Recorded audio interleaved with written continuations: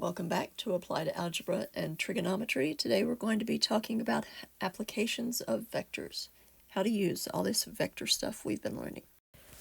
Let's talk about some cities. I'd like to point out to you Toronto, Chicago, and Cincinnati. Now that you know where those are, we can get rid of the Google Maps and we can label them here. So we'll label them Toronto, Chicago, and Cincinnati. And we will need some more room here, so let's shrink that down a little bit. Chicago is 650 kilometers from Toronto at 19.0 degrees south of west. To interpret this graphically, let's place a coordinate axis with its origin at Toronto. And then when we draw the vector from Toronto to Chicago, we have an angle here of 19 degrees. The magnitude, of course, is 650 kilometers. Cincinnati is 390 kilometers from Chicago at 48.0 degrees south of east. We can place another coordinate axis at Chicago. And our question is, what is the displacement of Cincinnati from Toronto? So in what direction and what distance do you have to travel to get from Toronto to Cincinnati? These are displacement vectors. We were given the first from Toronto to Chicago and the second from Chicago to Cincinnati. If we add those two together, for instance, if you traveled from Toronto to Chicago and then to Cincinnati, how far away would you be from Chicago? What would your displacement be? Not only the distance, but also the direction. Since these are displacement vectors, let's call the vector from Toronto to Chicago vector A, the vector from Chicago to Cincinnati vector B, and the vector from Toronto to Cincinnati, the resultant vector R. Let's not be hasty, though. These angles that we've been given are not the standard angles. So let's figure out what the standard angles are for each of these first. The standard angle that corresponds to the angle 19.0 degrees from Toronto, south of west, would be this angle. This angle, theta, would be 180 degrees plus your 19.0 degrees, which is equal to 199.0 degrees. Let's look at the vector from Chicago to Cincinnati now. The standard vector for this angle goes past 90 degrees, 180 degrees, 270 degrees, and not quite up to 360 degrees. So the standard angle for the Chicago to Cincinnati vector, or vector B, is 360 degrees minus 48.0 degrees for a final answer of 312 degrees. Now we have the standard angles for A and B. In fact, let's rewrite this information in terms of vector notation. All right, let's move our vector notation over here. Oops, left some behind.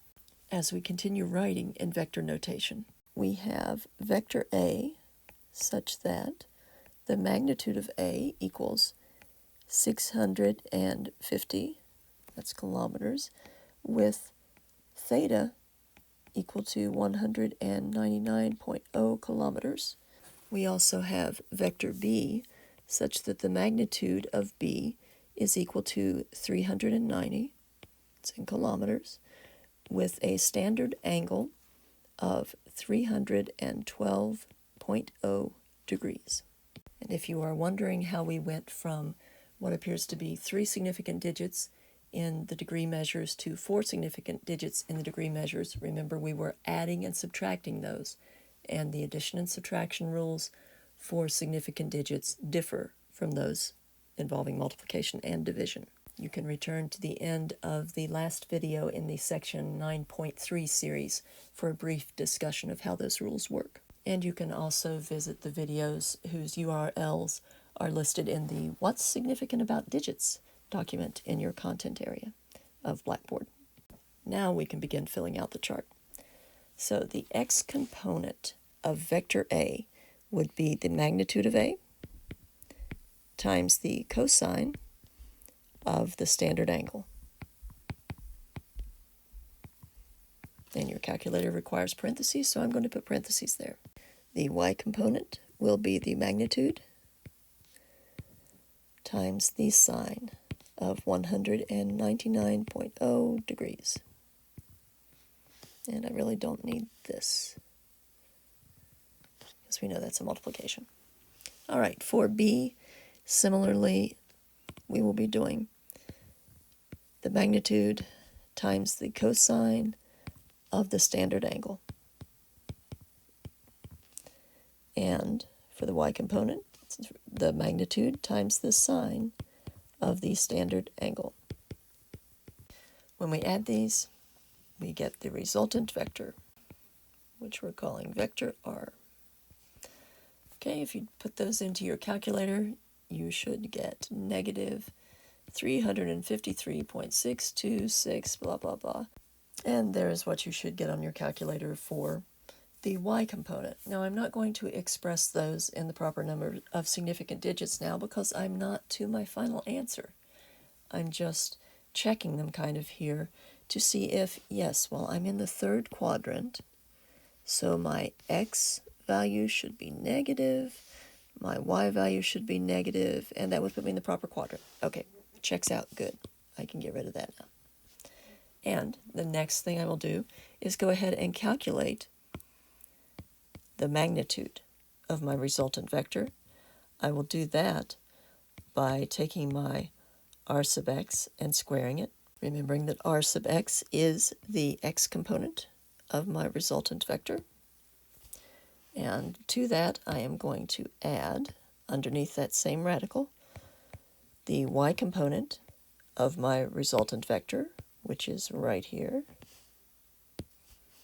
And when I do that calculation, I am going to record that to the proper number of significant digits. On my calculator, I get 613.5954, which, how many significant digits? Well, how many did I start with in the original information? I had a 650, I had a 19.0, I had a 48.0, I had a 390, and both the 390 and the 650 had decimal points after them. So each of those had 3 significant digits. The answer should have 3 significant digits. So 614, and the units are kilometers. We still have to find our direction of the resultant vector. So we start with the reference angle. Theta sub reference angle for this resultant vector R will be the inverse tangent of the absolute value of r sub y, or the y component of your resultant vector, divided by the x component of your resultant vector.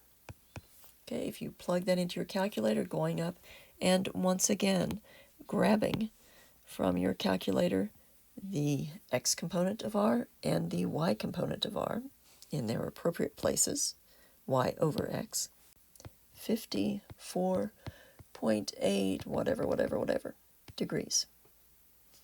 So we need 3 significant digits. We are ready to express our final answer. The displacement of Cincinnati from Toronto, in other words, how far and in what direction is Cincinnati from Chicago?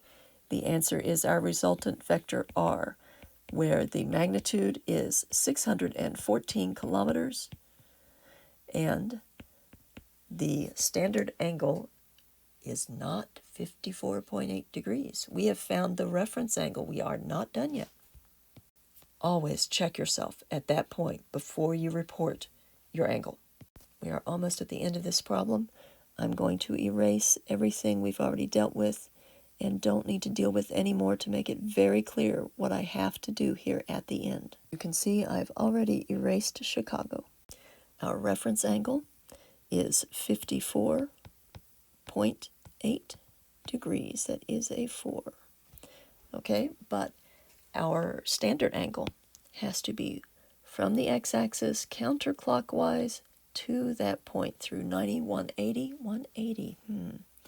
So we have to take 180 degrees, which is an exact number, so I can add as many zeros out there as I want to. It's not going to change anything to do with my significant digits. I'm going to add to that 54.8 degrees to get 4, 13, 234.8, and this zero means nothing. It was one of my extra zeros that I threw there onto that perfect exact number.